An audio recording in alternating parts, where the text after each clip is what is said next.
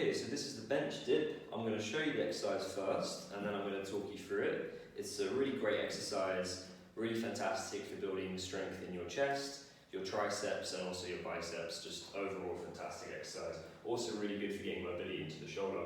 So I'm just going to show you it first, and then I'm going to talk you through what I'm doing.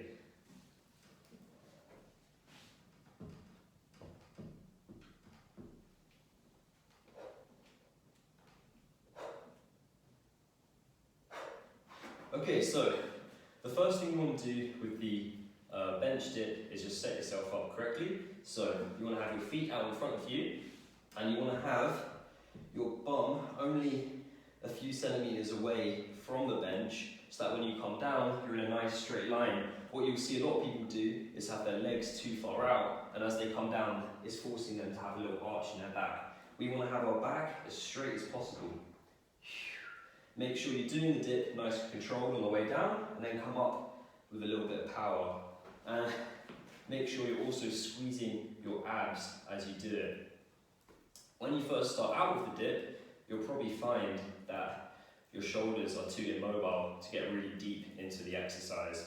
So, for example, you may only get to about here before your shoulder immobility prevents you from getting to the bottom range of motion. That's absolutely fine, and that is just something that we'll work on over time. So as you continue to do the dip, you'll find that you can get deeper and deeper into the exercise. So it also works as a nice little stretch.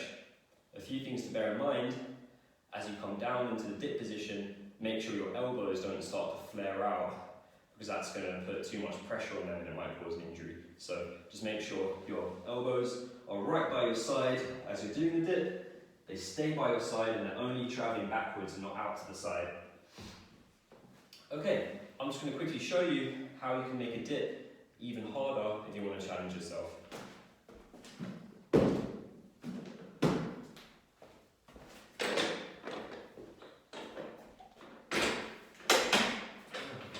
If you want to challenge yourself with the dip, one thing you can do is elevate your feet, and that's going to give you much less leverage on the exercise. It's going to make it much more challenging. So I'm just going to show you what that looks like.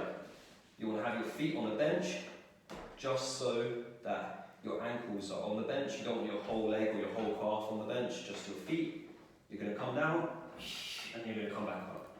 Come down, come back up. And as you can see, I'm getting much more range into my shoulders, and I have much less leverage on the exercise. So that is the bench dip.